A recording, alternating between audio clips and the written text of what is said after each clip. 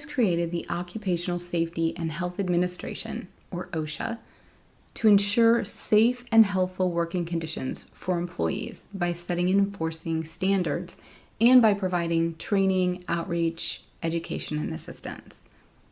The only businesses that do not fall under the regulations of OSHA are self-employed individuals, faith-based organizations, federal and state governments, and their political subdivisions. However, it is important here that I explain that faith-based organizations are only exempt from OSHA guidelines with respect to employees who perform religious services. If these organizations have secular employees, such as administrative staff or teachers at a school run by the organization, those employees are covered under OSHA. The larger the organization, the more employees will likely fall under OSHA regulations. Employers with 11 or more employees are required to maintain records. This includes having a written emergency action plan, or EAP. And if you have less than 11 employees, you're still required to have one and provide training. It's just not required to be written down. And we'll discuss EAPs more in depth later, and you'll learn why not having it in writing, regardless of the number of employees you have, could cause some serious problems.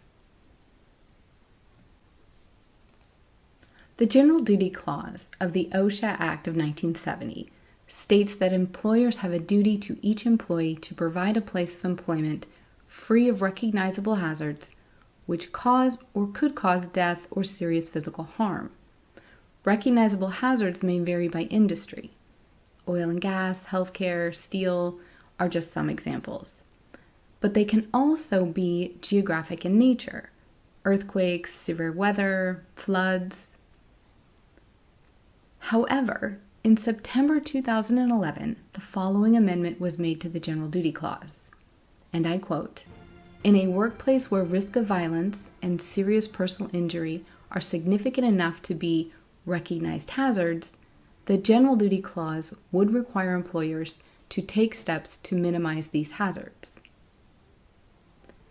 In 2016, about 5 years after the amendment, I attended a luncheon where the guest speaker was from OSHA. Afterwards, I pulled him aside and I asked him how this term recognized hazard related specifically to active shooter events and workplace violence which cause mass casualty.